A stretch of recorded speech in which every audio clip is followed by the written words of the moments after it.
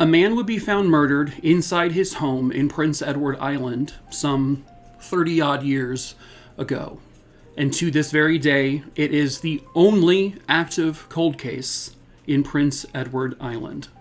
Hello, true crimerers. This is another Coldest Cases by Canadian Province.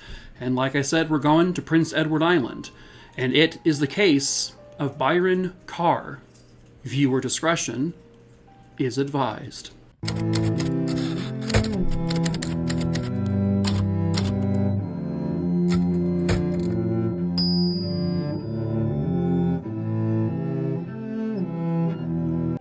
Byron Carr was a 36-year-old man who lived in Charlottetown, which is in Prince Edward Island. Byron was a teacher. He was labeled as an introvert, but kind of an odd introvert because he loved being around people. It just sounds like he wanted to do it at his home. Byron loved to throw dinner parties. He loved rock and roll. He loved his job. He loved educating. Byron was also a gay man. This case takes place in 1988. This was during a time when being openly gay was nowhere even close to being as acceptable as it is today.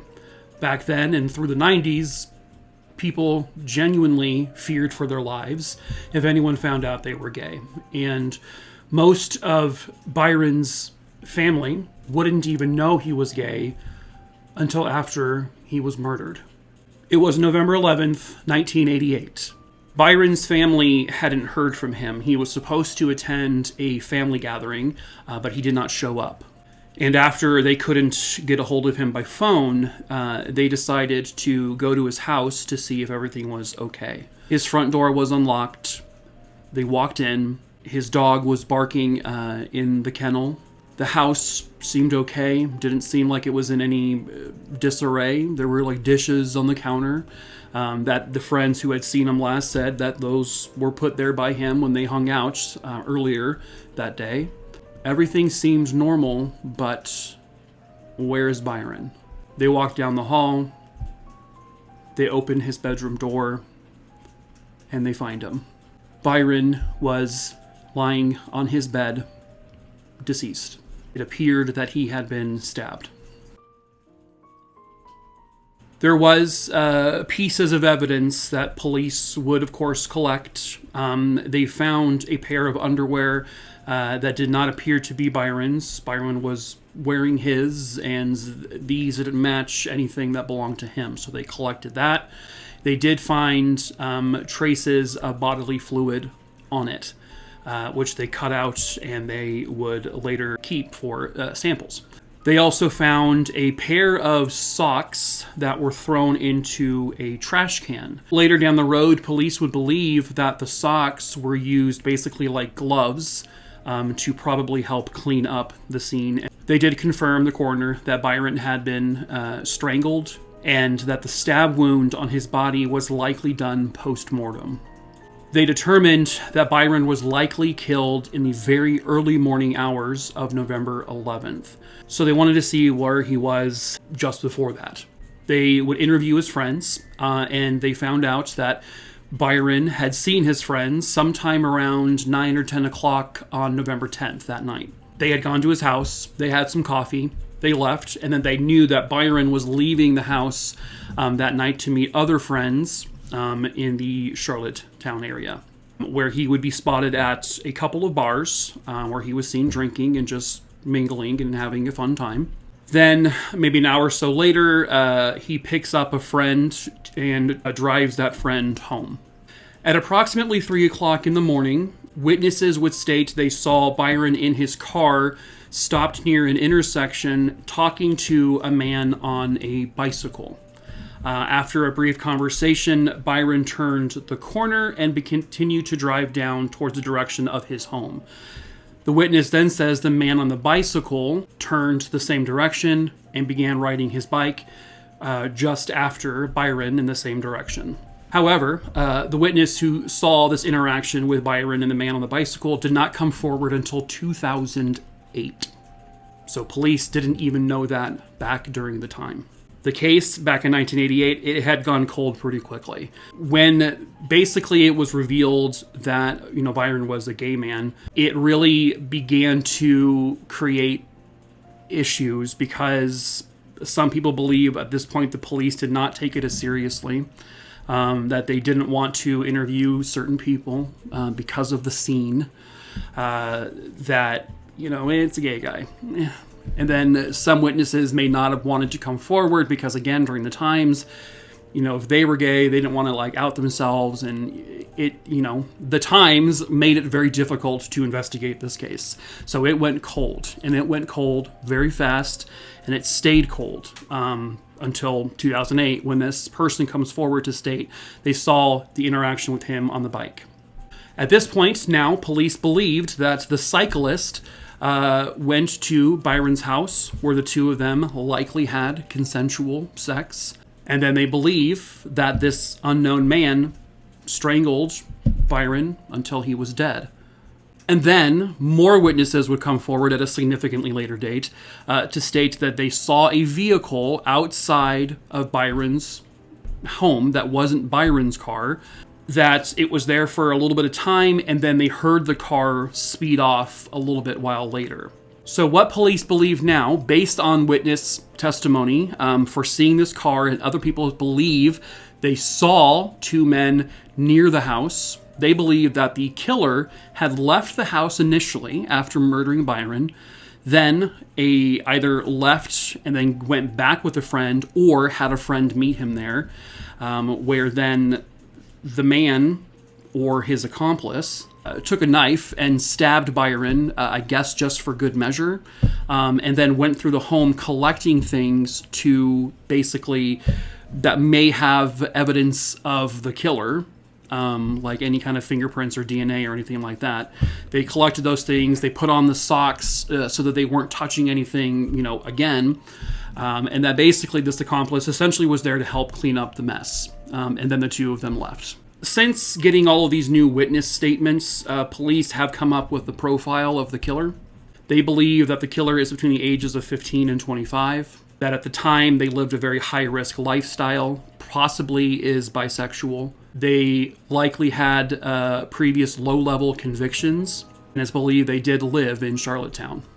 One of the most disturbing pieces of evidence that was observed and photographed at the crime scene initially was a note. The note just said, "I will kill again." Handwriting experts said that this person had a very distinct style of writing. They used a lot of circular motions, and they would dot their I's with a circle. The police and the profiler believe that the note wasn't so much an actual threat as it was something that was written out of anger. Police believe that the two men had likely gone into the house again to search for that pair of underwear, but then they couldn't find it. So they got really, really pissed. And so they put a note out there, "I will kill again," as some sort of just lashing out anger possible threat. The underwear was by the brand Zeller. It was medium-sized. It was described as bikini style, and was for a 29.5-inch waist. Many years after the murder, and we're talking in the 2000s, they would have taken the piece of fabric they had cut out that had potential male bodily fluid on it. They then tested it and confirmed that it was DNA.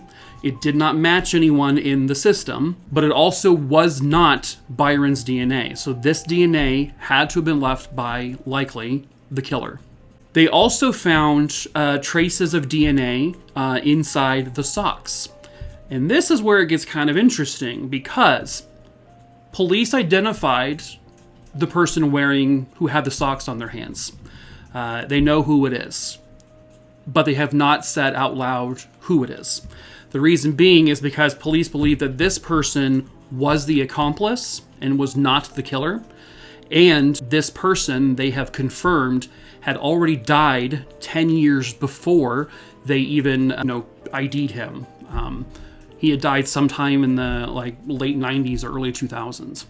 But they also have that sample of DNA from the underwear. But again, to this day, it hasn't matched anyone. Police did collect DNA samples from all of the people in Byron's life at the time, anyone that they could get DNA from.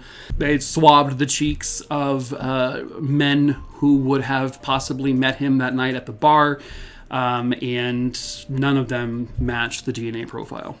A couple of months after Byron was killed, another gay man was attacked. And apparently it was a very similar attack that happened with Byron, but this person survived. This person did not know the individual's name, and they did come up with a composite drawing. And so police aren't saying for sure it's the same person who killed Byron, but they have a suspicion that, because it happened in the same area, they have a suspicion that this may be the person involved. No one has ever come forward to say they know who this man is. In 2018, apparently police received 2 phone calls from a man that they traced had come from a payphone near the Charlottetown Mall. The man said he had information he needed to talk to police about the murder of Byron Carr. They said that this man's voice sounded very urgent, but he never gave his name, he never gave his contact information, he never gave anything. And ever since that, he's never come forward or called again. Who that person is, unknown. Byron Carr was murdered a little over 30 years ago. Police believe they know who the accomplice is, but they do not know who it is that killed him. Somewhere, someone out there knows the truth. Perhaps that someone is you. If you have any information about the murder of Byron Carr from Prince Edward Island, no matter how teeny tiny it may seem to you, you can call the CCPD hotline at 1-877-566-3952. Or you can call Prince Edward Island Crime Stoppers at 1-800-222-TIPS. You can report this anonymously, and there is a $2,000 reward being offered to anyone who provides information that leads to an arrest. But that is it for this case. True Crime Aruniers. If this is the first time you have tripped, fallen, stumbled, and bashed your head into my content, I am Mike. I tell 4 true crime stories a week here on YouTube. I also tell one on Instagram, one on Facebook, and a couple on TikTok throughout the week. My socials are all listed in the description below. They're also in the link tree, which is below. So please feel free to subscribe here, like the video, and follow me everywhere, you creepy stalkers, if you want to. But until the next case, oh, Canada, okay, I'll just be sitting here plucking my eyebrow hairs out one at a time, like I always do to close out video. Why am I doing this? Is it normal to pluck out your eyebrows one hair at a time? Please tell me it's normal. Please tell me I'm going to be okay.